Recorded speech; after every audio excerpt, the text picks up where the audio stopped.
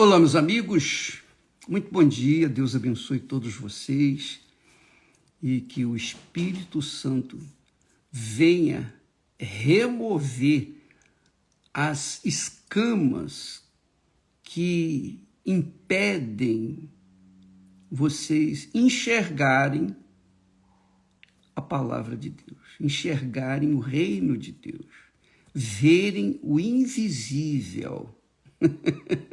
Porque o visível qualquer um vê, mas o invisível somente quando a pessoa tem o Espírito Santo.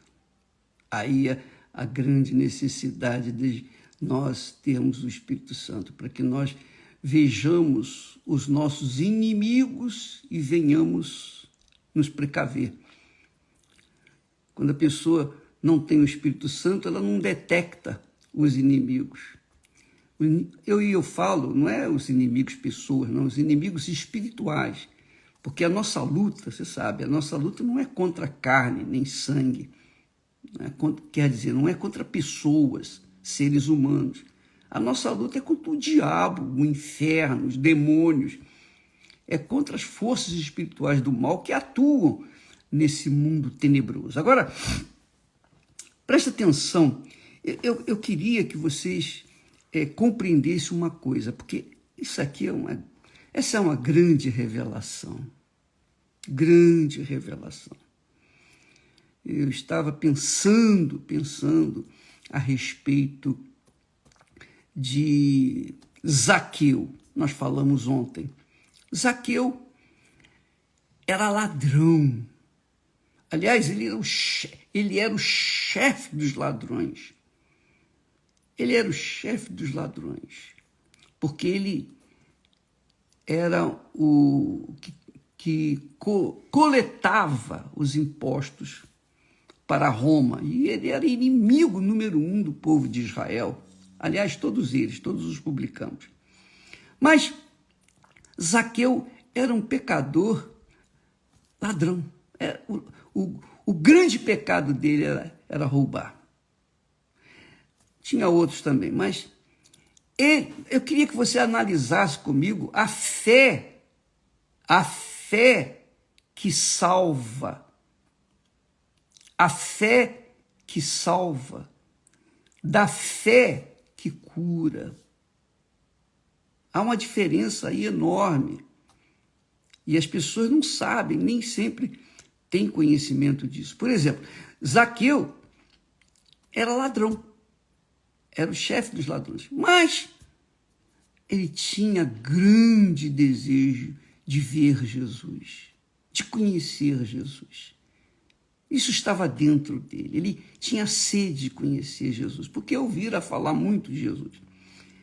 Então ele subiu na árvore e ficou lá esperando Jesus passar para poder vê-lo. Quer dizer, um homem rico, um homem de posse, estava lá trepada numa árvore, esperando Jesus passar. Quer dizer, uma espécie de humilhação, eu diria. E quando Jesus, claro, Jesus sabia disso tudo. Jesus já tinha esse discernimento. Quando ele passou debaixo da árvore, ele parou, ele tinha uma multidão com ele, mas nessa multidão somente uma pessoa estava realmente interessada em conhecê-lo, que era Zaqueu. Então ele parou debaixo da árvore e olhou e disse: Zaqueu, desce, porque hoje me convém pousar na tua casa. Ele sabia que dentro daquele homem baixinho, anão praticamente, ladrão, ali havia um coração sedento de conhecê-lo, conhecer Jesus. Desce, porque hoje me convém pousar na tua casa. E ele foi. Quando estavam todos comendo lá, e bebendo e tal, os fariseus, os religiosos, hipócritas, perguntaram: mas ele come com pecadores e tal. Aí Jesus falou: olha, os sãos não precisam de médico, mas os doentes. Então, em outras palavras, eu vim aqui para salvar alguém, para curar alguém que está doente e quer a minha ajuda. E, de repente, por livre e espontânea vontade, de forma liberal, nada obrigado, nada forjado, ele mesmo, Zaqueu, tão feliz, tão alegre, por ter o Senhor da glória ali sentado à mesa com ele, na sua casa, ele, compungido o seu coração, sensibilizado, disse: Senhor, eis que eu decido dar a metade dos meus bens para os pobres. E se eu roubei alguém, eu vou dar 4 vezes mais a essa pessoa que eu roubei. Não foi o dinheiro que ele deu, a riqueza que ele tinha, que fez com que ele fosse abençoado. Não. Mas foi a atitude de Zaqueu. A atitude dele, a decisão dele. Porque quando a pessoa se sensibiliza com a presença de Deus, essa pessoa, ela se entrega 100%. Ela realmente se envolve de todo o seu coração. Então, por conta dessa atitude, não foi porque ele deu os bens dele para os pobres, nem porque ele restituiria 4 vezes mais aqueles que ele roubou. Não, mas porque ele estava compungido no seu coração. Olha só que tipo de fé que Deus se agrada. E então Jesus disse: verdadeiramente hoje houve salvação nesta casa. Zaqueu foi salvo. Salvo não porque deu os bens dele para os pobres, mas salvo porque ele encontrou uma riqueza muito infinitamente maior de tudo que ele tinha. Ele encontrou Jesus, o Salvador. Essa é a fé que agrada a Deus. Por outro lado, nós vemos também os 10 leprosos. Os 10 leprosos tiveram fé e clamaram: Jesus, tem misericórdia de nós. Mestre, tem misericórdia de nós. E Jesus mandou eles se mostrarem lá para os sacerdotes e eles foram. E quando foram, eles ficaram curados. Eles ficaram curados. Mas dos 10, apenas um voltou para agradecer. Diz, mas quando ele voltou, aquele que voltou, diz aqui o texto, e um deles,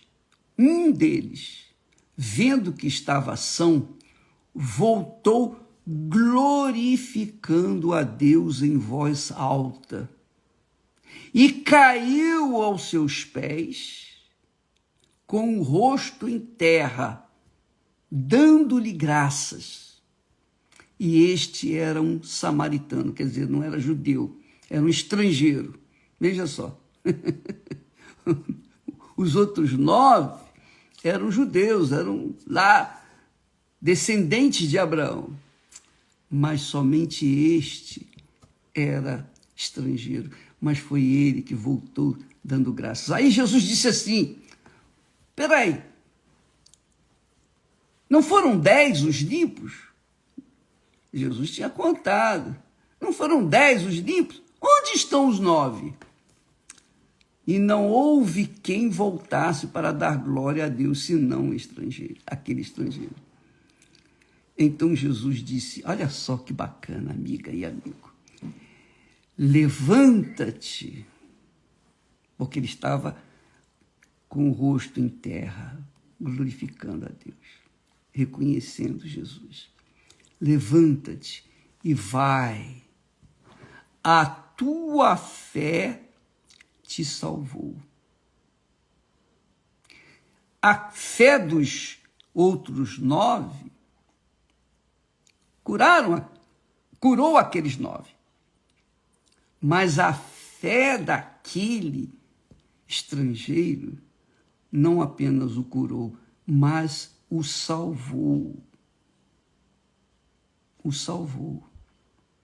Então, eu fiquei pensando, puxa, meu Deus, quantos que o Senhor deve estar contando? Poxa, não foram 1.000, ou 1 milhão, ou 10 milhões de pessoas que já foram curadas, que foram libertas, foram abençoadas economicamente, foram abençoadas com casamento, tiveram suas vidas transformadas. Não foram milhares e milhares e milhares de pessoas que foram curadas, libertas, abençoadas economicamente? Sim, foram. Quantos voltaram? Jesus disse, onde estão os 9? Onde estão os 9? Ninguém respondeu. E quem sabe, minha amiga e meu amigo, quem sabe você é um dos 9? Você já foi curado, você já foi liberto, aconteceu um milagre extraordinário na sua vida. Você experimentou o poder de Deus. Mas, o que você fez? Você voltou para dar glórias a Deus? Você reconheceu, voltou para reconhecer Jesus como teu Senhor e Salvador? Você reconhece que Ele curou você, que Ele abençoou a sua vida, mas você não reconhece Ele como seu Senhor, o seu Senhor e Deus e Salvador. Então, eu estou até me lembrando de uma senhora, já falei aqui há algum tempo atrás, ela teve a sua filha ressuscitada, ao ponto de o médico pedir perdão para ela. O médico pediu perdão para ela, porque ela já estava fria. O médico tinha dado o laudo que a criança estava morta. Mas ela disse, não, a minha filha não morreu. E ela bateu de frente com o médico e, de repente, a filha dela começou a respirar. E o médico se ajoelhou e pediu perdão para ela. Então, pessoas que receberam bênçãos inimagináveis. Mas esta senhora depois abandonou a fé. Não sei onde ela está. Não sei se está na fé ou não, mas pelo menos a gente não tem conhecimento dela ter voltado. Espero que tenha, para dar graças a Deus. E quando volta, não volta só para dizer obrigado, Jesus. Não é isso, não. Volta para se integrar ao corpo de servos de Deus. Ó, meu Pai, eis-me aqui para te servir pelo resto da minha vida. Essa é a fé que salva. A fé que faz a diferença. Jesus disse várias vezes, você pode ler isso, para os doentes que foram curados, ele disse, a tua fé te salvou, a tua fé te salvou, a tua fé te salvou. Vai, a tua fé te salvou. Mas muitas pessoas, como os 9 leprosos, foram curados, mas não foram salvos. Então, isso explica por quê, e responde a sua pergunta, poxa, mas o bispo fulano, o bispo Beltrano, o pastor, aquele pastor era tão usado por Deus, ele usou a fé, ele me curou, ele saiu, deixou a família, está, onde ele está? Então, essa é a razão. Muitos ingressam na obra movidos por essa fé de cura, de libertação, a fé de milagres, mas não da fé do maior milagre, que é a cura da alma. Não adianta a pessoa curar a ferida física, mas manter a sua alma doente, enferma. E quando Jesus fala, te salvou, é a alma. Ele salva é a alma. O corpo, ele cura, mas é a alma que se salva. O corpo fica por aí depois que morre. Mas a alma é a sua alma, minha amiga e meu amigo. A minha alma, a nossa alma que está em jogo. Se você foi curada, não foi curada, mas você reconheceu intimamente Jesus como seu Senhor e Salvador e continua reconhecendo e mantém-se nesse propósito, então você é salva.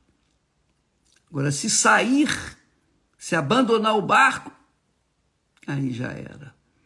Você entende o que eu estou falando? É bom você avaliar a sua fé. E eu não falo isso para criticar os que saíram, censurar, jogar pedra, nada disso. Eu estou falando isso para que você saiba que tipo de fé que você tem tido em Jesus. Porque uma coisa é você ter fé para ser fiel nos dízimos, nas ofertas, e outra coisa é você ter fé para manter-se na fé. Aí é que está a grande diferença. A fé para manter-se na fé. Porque a fé que cura, que liberta, não é a mesma fé que mantém a gente na fé. Insistente, perseverante, mesmo diante das adversidades, manter aquela fé. Então, avalie, amiga e amigo, a fé que você tem. É como nós falamos ontem. Para você receber a bênção de Deus, as curas, libertações, maravilhas, prosperidade, você não precisa se arrepender. Nenhum deles se arrependeu dos 9. Nenhum deles. Somente um é que voltou o estrangeiro, mas os outros 9 não se arrependeram. Não precisaram se arrepender, porque eles foram curados.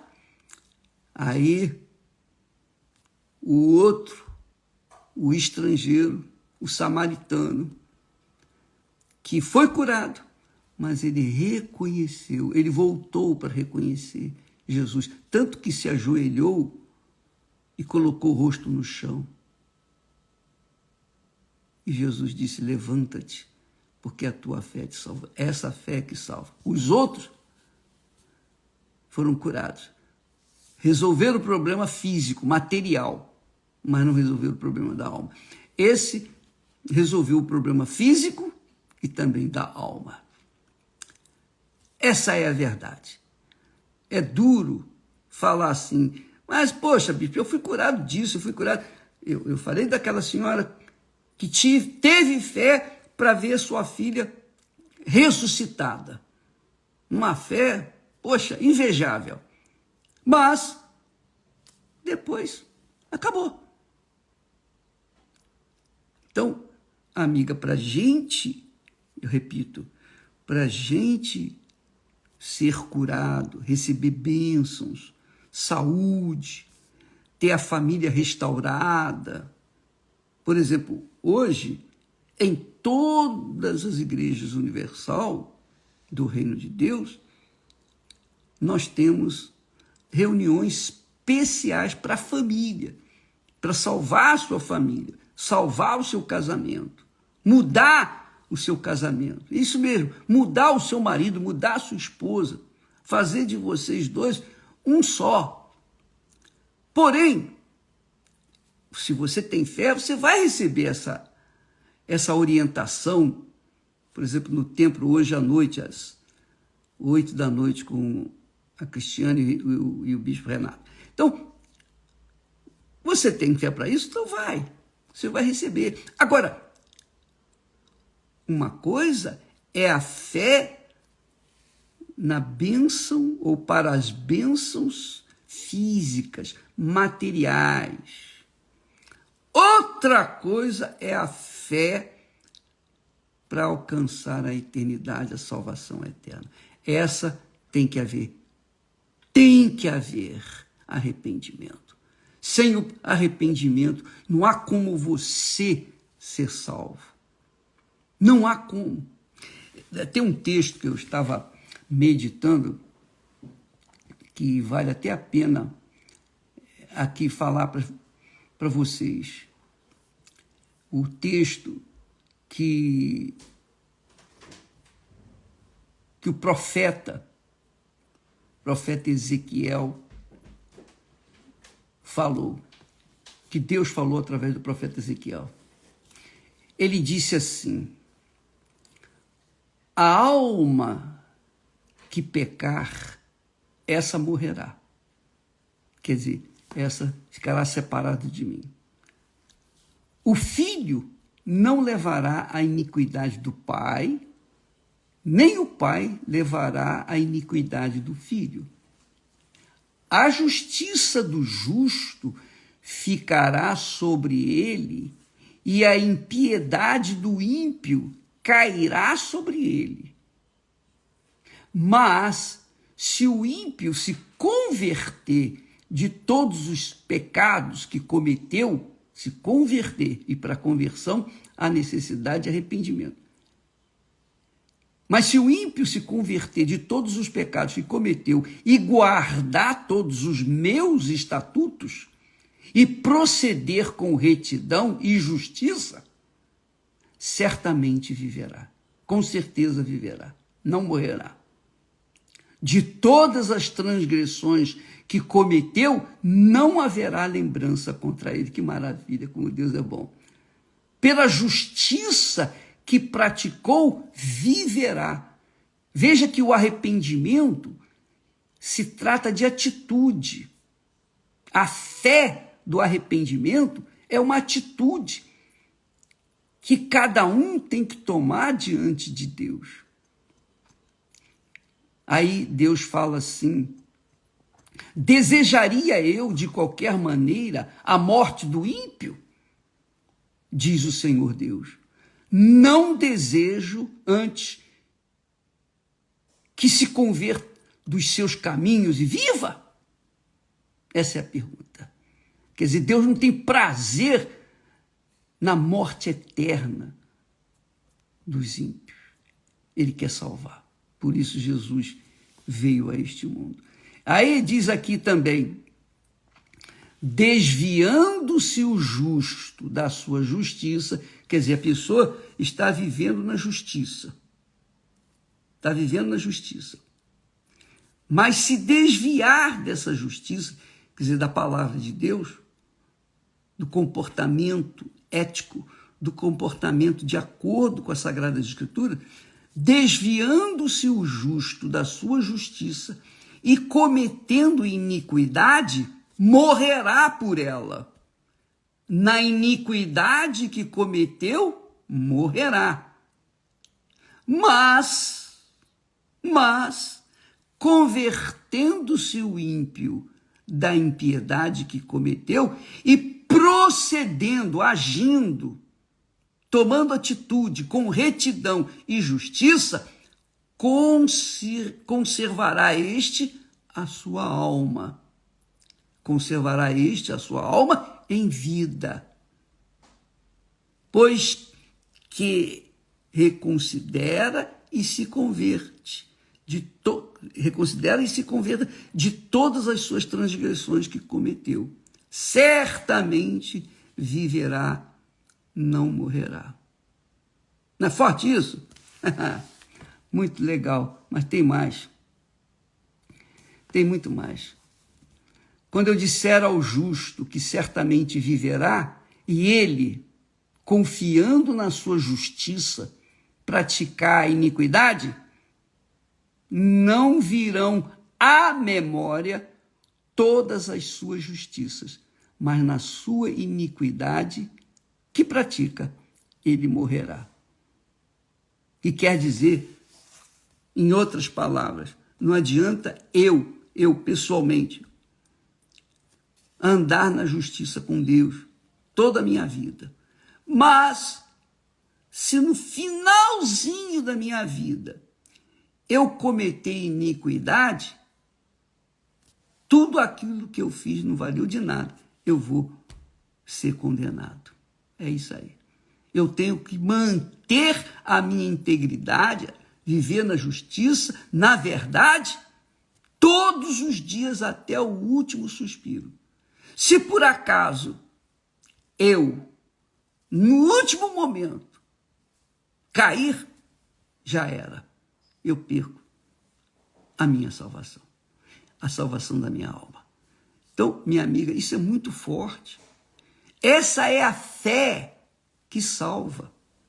Essa é a fé que transforma a vida das pessoas. Não adianta as pessoas receberem bênçãos, curas, se elas não se arrependerem dos seus pecados, a alma delas vai continuar enferma.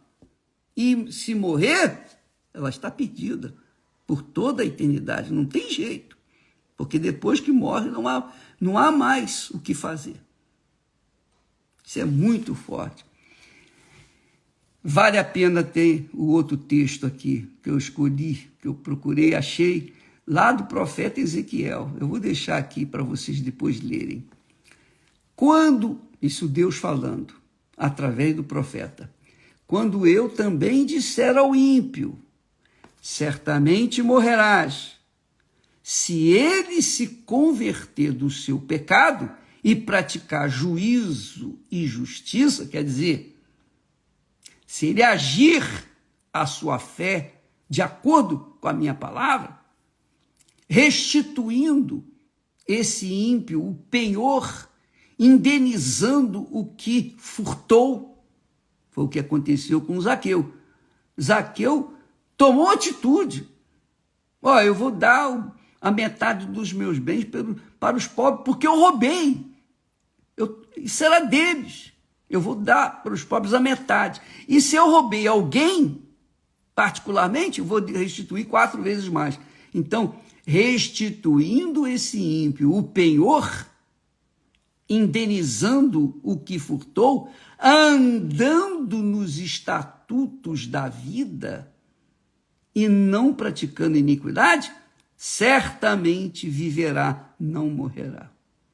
De todos os seus pecados que cometeu, não se terá memória contra ele. Juízo e justiça fez, certamente viverá. Isso tudo está escrito lá em Ezequiel, no capítulo. Tem o capítulo 18, tem o capítulo 36, 33, versículos 13 a 16. Então, você que quer muito além do que esse mundo nos apresenta, uma vidinha mesquinha, medíocre, você quer uma vida eterna, tem que haver arrependimento. Arrependimento, batismo nas águas, sepultamento da sua velha natureza, e aí sim, os céus vão se abrir para você receber o Espírito Santo. Entendeu, minha amiga e meu caro amigo? Isso é muito forte, isso aqui é extremamente forte. Quer dizer, se o pecador viver no pecado toda a sua vida, mas no último momento se arrepender, tomar atitude de arrependimento, como aconteceu com Zaqueu, ele é salvo. Se o justo viver toda a sua vida na justiça, mas no último momento cair, ele vai ser punido, ele vai morrer para Deus. Essa é a realidade. É duro, mas é a verdade. Avalie a sua fé. Muita gente, como os 9 leprosos, muita gente foi curada de suas lepras, mas não curaram suas almas. Muita gente foi curada de câncer. Muita gente foi liberta dos demônios, da maldição que foram vítimas. Mas mantiveram suas almas ainda enfermas.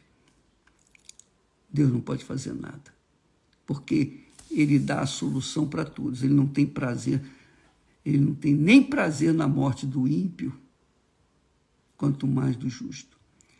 Mas o justo tem que viver na sua justiça toda a sua vida, para que então ele seja promovido para viver a eternidade com Deus. Amanhã vamos falar mais a esse respeito, porque esse texto aqui, esses textos aqui, dessa palavra de Deus, é Deus falando, Ele falando através do profeta. O Espírito Santo falando através do profeta Ezequiel. Vale a pena você ler e pensar e repensar e meditar nesse texto, porque isso aqui assusta. Isso aqui faz a gente colocar a barba de molho. Isso aí faz a gente ficar atento para que a nossa alma esteja permanentemente nas mãos de Deus. Deus abençoe a todos e até amanhã em nome do Senhor Jesus. Graças a Deus.